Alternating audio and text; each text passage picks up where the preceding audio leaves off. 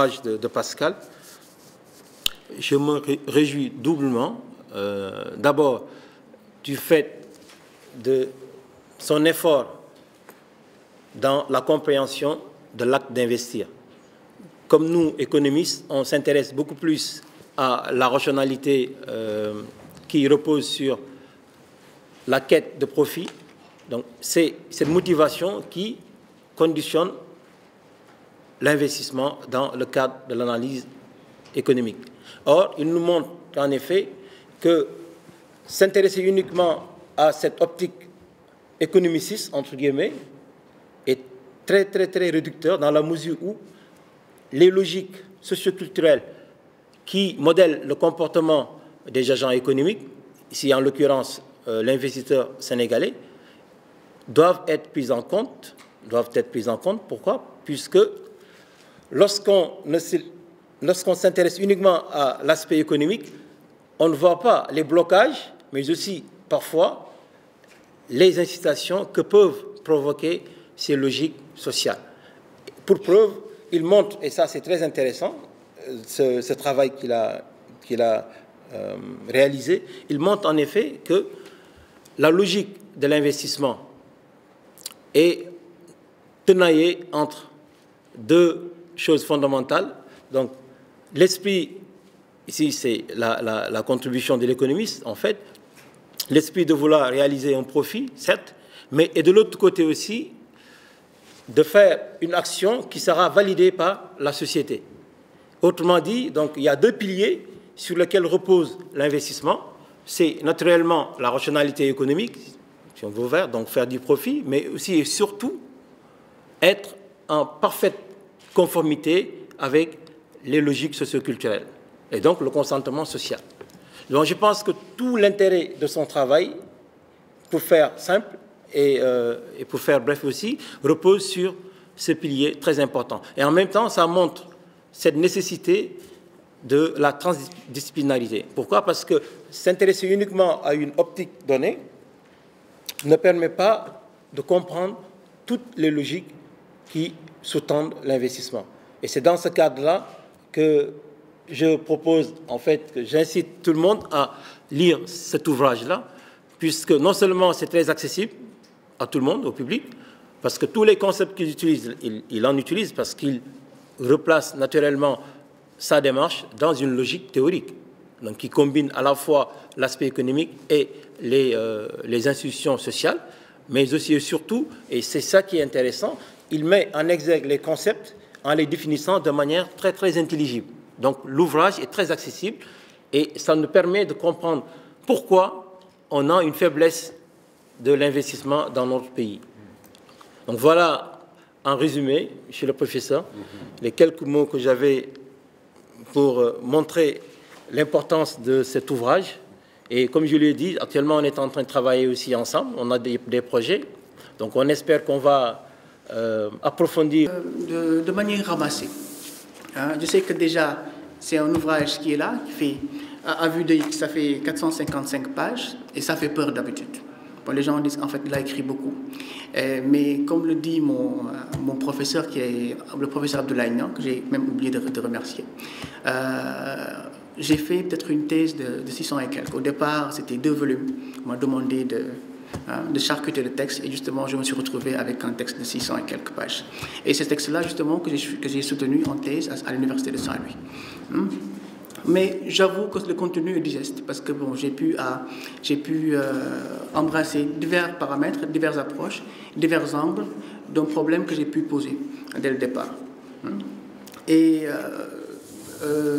si vous voulez, j'ai commencé l'ouvrage en étant taquin. Parce que si vous ouvrez les premières pages, je dis que feriez-vous si mort vous découvrez qu'il n'y a ni Dieu ni paradis? C'est simplement pour préparer le lecteur justement au contenu qui est dans cet ouvrage-là. Et je ferme l'ouvrage aussi en disant que si on peut évoquer la sociologie sans faire allusion à l'investissement, l'inverse s'avère impossible, car l'investissement est indissociable de la sociologie. Voilà, ça c'était les phrases de fin. Toutefois, cette assertion servi en fait de boucler cet ouvrage. Bon, je ne boucle jamais un ouvrage parce que je l'ai appris du feu professeur Sémou Patégué, qui nous a eu en épistémologie, pour nous dire on ne conclut jamais. Et là, j'ai eu l'habitude de dire pour ne pas conclure. Mais quand même, au moins les dernières phrases sont une réaction en fait finale aux premières phrases de mon introduction. Et je me cite moi-même, il n'est pas besoin de préciser que l'investissement est un fait économique. Tout le monde le sait. La surprise, certainement, viendrait à dire que c'est un fait sociologique. Voilà, donc ça, je cite en fait les premières phrases de l'ouvrage et les dernières phrases de l'ouvrage. Mais entre ces premières phrases et ces dernières phrases, il y a eu tout un monde. Tout un monde qui a convoqué du descriptif, de l'analytique, de l'interprétatif, du compréhensif, de l'explicatif, et tout ça pour démontrer exactement les thèses de compréhension de ce phénomène-là. Et là, comment nous nous posons en tant que sociologues, en fait, l'approche de l'acte, parce que l'investissement, c'est un acte. Il n'est pas forcément économique, il est ailleurs. Mais lorsque nous appréhendons l'acte social, nous l'abordons comme quelque chose, comme une chose. Et derrière cette chose, il y a un sens, il y a des motivations. Et qu'est-ce qui fonde ces motivations-là? Il y a des institutions socioculturelles qui sont là et qui ne sont pas forcément de l'obédience économique. Voilà. Donc, en fait, c'est maintenant aux chercheurs d'aller prélever ces informations-là, ces institutions-là, qui sont coercitives et qui orientent le comportement de l'entrepreneur. C'est dans cette logique-là que j'ai pu appréhender le phénomène. Et la question de départ a été, est-ce que les Sénégalais investissent? Mais je me suis rendu compte que ce n'était pas la bonne question, ou bien elle était mal posée. La question qu'il fallait poser, c'était quel est le sens que les Sénégalais donnent à l'investissement. Voilà. Et là, ça nous renvoie justement à la portée cognitive des actions qui se posent chaque jour dans le milieu économique, dans l'administration publique. Parce que si vous comprenez bien, en termes d'investissement, il y a 3 déterminants. Il y a le ménage, il y a l'administration publique et il y a l'entreprise. Et là, j'ai voulu aller au fond et interroger ces 3 institutions-là, qui sont institutionnalisées, mais derrière ces institutions-là, il y a aussi, ou bien à côté, il y a des institutions qui ne sont pas codifiées et qui sont là et qui sont coercitives, qui orientent les comportements des populations. Voilà. Et là, j'ai découvert qu'il y a la famille qui est là, qui occupe une grande place. Il y a la religion qui est là aussi, qui occupe une grande place. Il y a aussi la communauté qui est là aussi, qui occupe une très grande place. Ce sont des institutions qui vont inciter la personne à aller investir, d'accord, parce qu'il faut réussir. C'est ça le fondamental. Il faut réussir. Mais après la réussite, il faut, comment dire en fait, rendre la balle. Parce que les institutions-là qui vous ont porté justement pour aller investir après, ils demandent quelque chose. Et ces institutions-là, d'habitude, on les considère comme étant des institutions budgétivores. La famille prend énormément de choses. La famille a quitté son sphère pour aller s'incruster en entreprise. Et au départ, dans la pensée dominante, on doit faire la scission, je l'ai toujours expliqué, entre le ménage et l'entreprise. Mais aujourd'hui, surtout dans les pays du Sud, la famille est là. On voit le même phénomène dans les entreprises, on voit le même phénomène en administration publique. Voilà. Donc, j'ai vu, peut-être que je vais prendre mon ami Walo au vol, parce que par rapport à son inquiétude, lui qui dit que depuis 1960, est-ce qu'il y a un nom sénégalais qui a émergé? Bon, je ne vais pas le décevoir. Je vais sortir le nom d'Amadou Wagan Diouf et Hassan Ndoye. Ce sont des commerçants de graines qui ont été là durant le temps colonial. Et ils ont été très riches. Aujourd'hui, leur nom porte, des rues portent leur nom. Donc, si on revient dans le temps colonial, il y a eu des exceptions, des individualités. Mais aussi, il faut dire que la structure africaine, la structure sénégalaise, nivelle par le haut, comme dit Kéba Mbaye. C'est-à-dire, il ne permet pas à l'individu d'émerger. C'est-à-dire, tout le monde doit être au même niveau. Et dès l'instant qu'une seule individualité commence à émerger, donc il y a une coupure qui se fait et qui se fait par le haut. Donc, personne n'émerge, tout le monde doit rester au même pied d'égalité, comme les sociétés égalitaires du Sud. Chez nous, les Mankagne, chez les Diola, voilà, c'est une société égalitaire. Mais quand vous allez chez Wolof, chez les Wolofs, dans le Wallou, qui est une grande civilisation d'ailleurs, justement, la société est bien inégalitaire. Et là, j'ai même prélevé des pépites, justement, d'émergence de l'individualité, de l'entrepreneuriat. Voilà. Parce que dès l'instant que la personne se sent supérieure à l'autre, il va se mettre à son travail, à ses goûts, il va le soumettre, il va le bousculer pour qu'il travaille pour lui. C'était la même chose, parce que déjà, si vous voyez Karl Marx, il a fait une classification des modes de production. Le mode de production antique, le mode de production féodal et le mode de production capitaliste. Et durant le temps féodal, antique, c'était les esclaves qui produisaient pour les autres. Voilà. Et dans certaines sociétés où c'est bien hiérarchisé, il y a le djam qui est là, mais il travaille pour l'autre aussi. Et là, ça permet aussi de développer, de capitaliser certaines ressources. Hein? Voilà. Moi, peut-être que je vais le dire en passant, comme on parle du Wallo, j'ai vu que dans le Wallo, il y avait ce qu'on appelle le phénomène du moyal. Hein? C'est-à-dire qu'il y a un jour où le BRAC est là, et il cautionne les actes de dérapage. C'est-à-dire qu'on va piller le commerce des gens libres. On pille le commerce et après, cet argent-là, on l'amène chez le BRAC, il se sert d'abord, après il sert aux autres. Voilà. Donc il y a des mécanismes de régulation qui étaient là, qui n'étaient pas forcément valeureux. Voilà. Et là, aujourd'hui, déjà les gens parlent du phénomène de Nder. Tout le monde sait que les Murtaza faisaient des excursions et venaient agresser parce que en fait, c'était une économie de pillage qui était là. Hein? Voilà. Et cette économie de pillage-là, si vous dites que le petit commerce, durant le temps colonial, était maîtrisé par les Mauritaniens, il y a un lien, forcément historique, parce que c'est un prolongement. Hein? Donc, ils vont venir s'installer au Sénégal et développer le petit commerce, forcément. Ils n'ont pas le gros moyen. Hein? Mais ils étaient déjà là, à ce niveau-là de la vallée du fleuve Sénégal, et ils sont descendus avec les chameaux. Et les Mauritaniens, les Murtaza, ne pouvaient pas traverser toute cette zone-là et aller vers le sud, parce qu'il y a des thèses qui disent que le chameau ne peut pas vivre là où on cultive le mil. Le chameau ne se nourrit pas de mil. Donc là où il y avait le mil, hein, donc au moins on pouvait prélever des traces de chamelier. Hein, et voilà, tout le monde sait justement les conducteurs de chameaux. Hein, voilà, que c'était des Murtaza. Voilà, donc là j'ai bifurqué un petit peu pour laisser, parce que je voulais faire une petite présentation, mais voilà, avec l'envie, je pense qu'en fait je peux répondre directement à certaines questions et revenir après. Voilà. Gagner de l'argent sans faire du business. Autrement, ou bien je reviens sur les Libano-Syriens, parce que j'ai pris une petite note là. Hein, je sais que durant les années 50, il y a eu Payard qui a sorti un ouvrage. Parce que j'ai été formé par Amadé Alidien justement pour la sociologie économique. On nous a beaucoup parlé du phénomène Payard, mais l'approche qu'on a eue du phénomène Payard, c'était de dire justement que les Sénégalais se sont rebellés contre l'arrivée massive, en fait, ou bien le contrôle du commerce par les Libano-Syriens. Voilà. Et c'était après vérification, en fait, Payard voulait simplement dire qu'en fait, il y avait un contrôle, mais il n'y avait pas un soulèvement populaire qui était contre justement la présence libano-syrienne, c'est-à-dire par rapport à l'économie marchande. C'était simplement ça. Et même durant le temps colonial, c'est-à-dire que vous avez raison de dire que durant les années 30, les Libanais étaient là, et c'est vrai que parce que les maisons de commerce françaises les ont responsabilisés parce qu'il y avait eu la guerre, et il y avait beaucoup de Sénégalais qui étaient mobilisés pour aller rejoindre les rangs en Occident. Donc il fallait assurer le commerce sur place.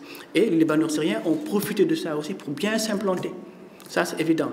Et quand tu parles de Djategui par rapport aux intermédiaires et tout ça, c'est-à-dire ce sont des populations autochtones qui étaient instrumentalisées parce qu'ils connaissaient mieux le pays pour aller au fond du pays discuter avec les gens. Parce que déjà, il y avait une barrière linguistique. Donc il fallait prendre des gens du pays et les envoyer discuter avec les gens. Et le commerce se faisait comme ça, avec des petits articles et tout ça. Parce que là, quand je faisais cette enquête-là, parce que ce qui m'a motivé, c'était de voir est-ce qu'il y avait des individualités qui étaient sorties dans cette population autochtone-là. Et c'était très rare. Et les seuls que j'ai pu prélever, c'est Hassan Ndoye et Ouagane Diouf qui avaient le commerce de la graine, parce que c'était le mil, ou bien l'arachide et tout ça. Voilà. Bon, ça, en fait, c'était simplement pour ne pas décevoir mon ami Wallo Wallo, parce que pour dire que voilà, donc, quelque part aussi, voilà, il y a eu des individualités, mais c'est la structure sociale qui empêche les gens d'émerger. Qui empêche les gens d'émerger. Aujourd'hui, si on se projette en plein capitalisme, il y a des gens qui vont gagner de l'argent sans le travail. C'est vrai, le travail est en train de mourir. Mais aussi, il faut l'imputer à la tertiarisation de l'économie, les services. Il y a beaucoup de services. Et les gens, les Sénégalais, tellement dociles, ont inventé le concept de l'identité. C'est-à-dire, c'est ça. C'est-à-dire que tu fais quelque chose, tu fais l'intermédiaire et tu es attendu et tu pars. Donc maintenant, ça doit être justement un objet à appréhender au fond et à exploiter. Parce que je pense que les choses dont on parle ou bien dont qu'on conçoit comme étant des goulots d'étranglement peuvent être réexploités pour en faire des forces. À mon avis, c'est comme ça que je le pense. Parce que la société sénégalaise aussi, et je l'ai dit dans le livre, cherche à faire réussir ses populations. Chaque individu sénégalais, c'est-à-dire qui intègre l'esprit de l'homo-sénégalensis, du modèle homo-sénégalensis, cherche la réussite à travers ce qu'on appelle le Sotora. Et je l'ai pris, ce concept Wolof, parce qu'il n'y avait pas un équivalent dans la langue française, pour parler de consentement social et de paraître.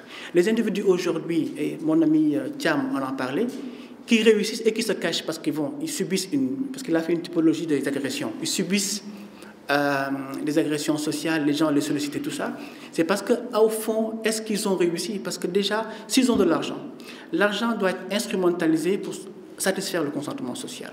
Tu as de l'argent, tu t'isoles. Est-ce que tu as réussi? Pas forcément. La société attend au moins que tu injectes dans le social, comme dit le professeur Niam. Il faut que les gens investissent dans les institutions socioculturelles. Et ces institutions socioculturelles deviennent forcément donc budgétivores. Donc ça, c'est un problème. Et ça gangrène les entreprises, ça gangrène l'administration publique. Aujourd'hui, on parle de corruption, mais les gens qui font de la corruption, qui détournent des fonds, où est-ce que ces fonds-là vont? C'est pour acheter une voiture. Ils investissent rarement. Soit pour aller financer des fêtes, des événements et tout ça, c'est ça. Et là, ils ont le consentement social. Et après, lorsqu'on voudra les mener en justice, les gens sur lesquels ils ont investi, ces gens-là vont dire non. C'est ça. Parce que c'est un investissement social. C'est ça. Donc, ils ont le consentement social. C'est ce que les gens cherchent. Donc, la réussite au Sénégal, ce n'est pas l'argent, c'est le consentement social, c'est le sutura. Dès lors que la personne a son sutura, voilà. Donc, on peut convenir qu'il a réussi. Voilà. Et la réussite aussi, c'est une condition d'acceptation sociale. Dans une certaine mesure, ça peut apparaître comme étant une discrétion à avoir, mais aussi il ne faut pas trop se révéler aussi aux autres. C'est-à-dire qu'il faut être à mi-chemin entre ces deux-là. Être avec la communauté, ne pas disparaître forcément, et ne pas te révéler aussi forcément. Voilà. Donc le Soutera te met à cheval entre ces deux obligations-là. Voilà. C'est dans cette logique-là qu'il faut appréhender la chose. Et dans tout le travail que j'ai fait, l'objectif que j'avais, c'était de prouver que le sens de l'investissement, en fait, est déterminé par les institutions socioculturelles. C'était ça. C'est-à-dire tous les investissements que chaque individu va faire va être déterminé par les institutions socioculturelles. Soit sa famille, soit sa communauté, soit sa religion. La religion, qu'est-ce que j'ai vu dans la religion? Parce que les gens vont prélever de leurs gains pour aller offrir au marabout, à dire. Parce que quand tu vas vers le marabout, forcément, il va prier pour toi. Ça, c'est l'obligation de rendre. On en parle en sociologie. Mais aussi, on peut profiter du capital social du marabout, forcément. Parce qu'il va dire, tel monsieur, talibou barle. Donc, s'il y a des choses, d'appeler comme liguer. Parce que aussi, on a vu des cas comme ça, qui sont devenus des milliardaires, mais par l'intermédiaire du marabout qui a dit. Et les gens ont fait. Donc forcément, le fait d'avoir ce sutura-là, cette bonne éducation-là, te permet de réussir en société sénégalaise. Il n'est pas dit que c'est le même modèle qui est partout, mais en général, on le retrouve un peu partout dans certains pays africains. J'ai beaucoup plus travaillé sur le Sénégal, mais si on va vers les autres pays, au Mali et tout ça, on trouve les traces du sutura, les pépites du sutura, mais pas forcément comme on le vit chez nous. Parce que nous avons, du point de vue de la religion, en fait, un islam confrérique, qui entretient justement cette relation-là entre marabout et talibé. Mais également, c'est la même chose. C'est-à-dire, même si vous venez dans la religion catholique, chez les chrétiens, c'est la même chose. Il y a les prélèvements pour le denier de culte. Il y a les prélèvements paroissiaux. Il faut être là pour participer.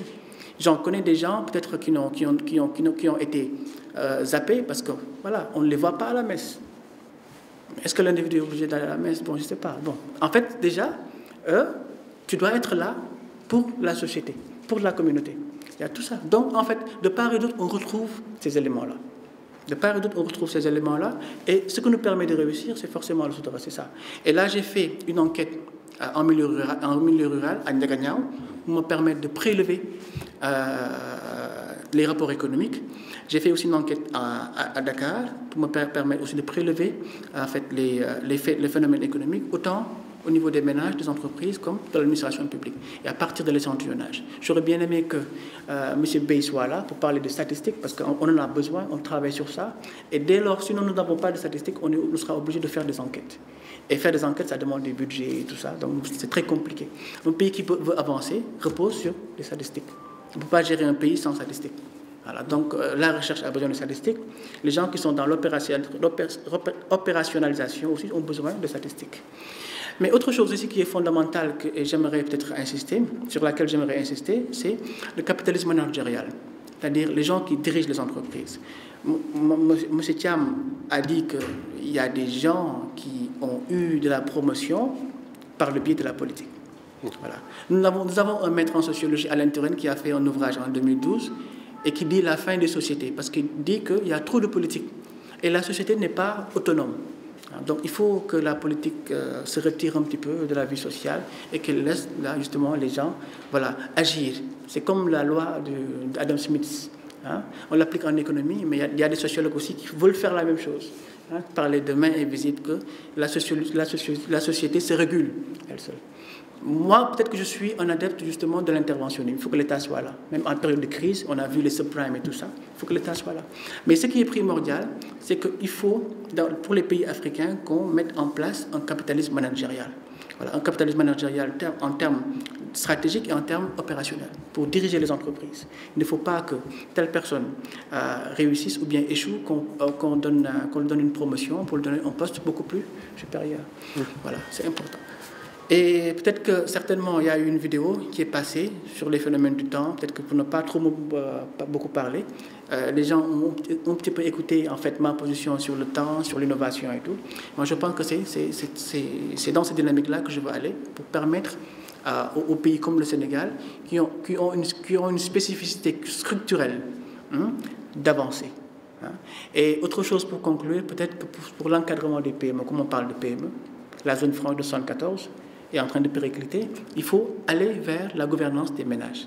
C'est-à-dire, aujourd'hui, on gouverne par l'entreprise, les grandes entreprises, parce qu'on dit que c'est le secteur privé qui doit tirer le reste de l'économie.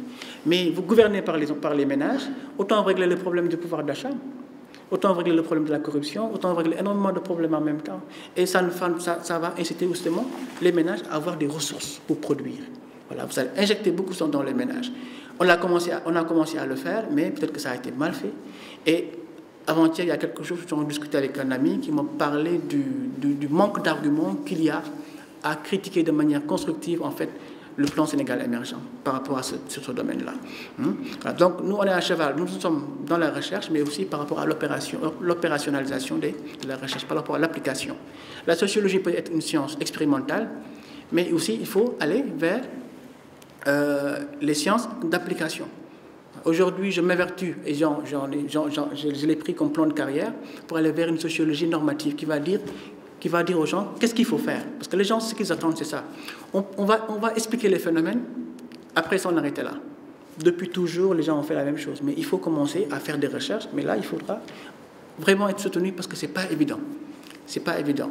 Et l'exemple que je donne souvent par rapport à la sociologie normative, c'est quand tu viens, par exemple, tu mets une gifle à quelqu'un. Hein? Tu ne peux pas t'attendre à ce que la personne, dans les normes, la personne devrait réagir. Mais aussi la personne ne réagit pas. Hein? Ça, c'est le choix de la personne. Maintenant, comment faire pour anticiper sur les réactions de la personne? C'est ça. Donc, qu'est-ce qui peut motiver cette personne-là à réagir automatiquement? Il faut interroger sa culture, voir est-ce qu'il est religieux, est-ce qu'il est croyant ou pas, est-ce qu'il va pardonner ou pas. Donc tout ça sont des éléments sur lesquels on doit s'appesantir pour aller vers le normatif, pour anticiper demain par rapport à nos sociétés. Une science peut péricliter si justement elle n'investisse pas sur l'avenir. Voilà, c'est l'avenir qui est très important et voilà, qui va pousser les sciences à s'incruster davantage. Donc je pense que sur ce domaine-là, il y a énormément de travail à faire. Et voilà, donc pour être bref, hein, voilà, donc je vais m'en arrêter là et remettre la parole au secrétaire.